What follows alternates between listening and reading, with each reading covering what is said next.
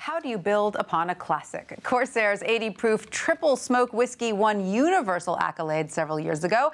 Well, now to mark the 5th anniversary of triple smoke, they've upped the oomph in the whiskey, taking it all the way up to 110 proof.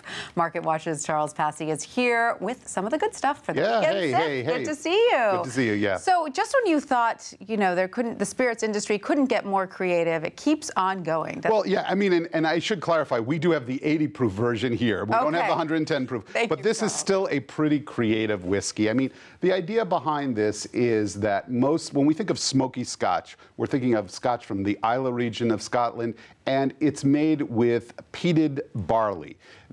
So basically they take peat smoke and they kind of use that to flavor the whiskey. This has peat smoke, it has beechwood smoke, it has cherry smoke, hence triple smoke. Wow, and is it that much? I mean, I know that their previous one is so popular. Right, is it that much better? Right. Well, no. It's that basically the idea is the alcohol thing is not really. It's just going to make the drink stronger. It's really the genius of this is about the layering of smoky flavor. And what some people think is that they basically think that the peat smoke is kind of the ideal. But the fact is, you want to balance that smoke, or at least that was their thought.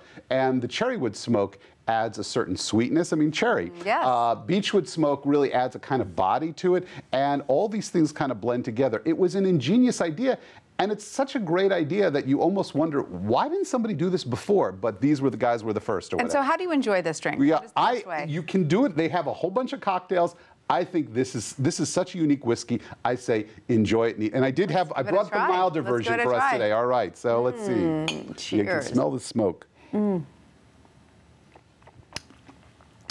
Oh, that's nice. Yeah, I mean, nice. There are a lot of people who are very turned off by smoky whiskeys. I mean, there are people who crave them, myself included. But there are a lot of people who are turned off by it. This dials it down just enough that I think you get the idea of smoke, but you get this sweetness to it.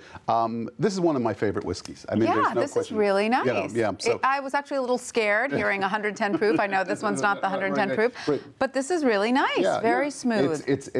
I call it a modern classic. So why do some people not like the smoky flavor? Well, I mean, look, Lefroy, which is kind of the classic, one of the classic Scottish smoke whiskeys, did a whole campaign about how people don't like it.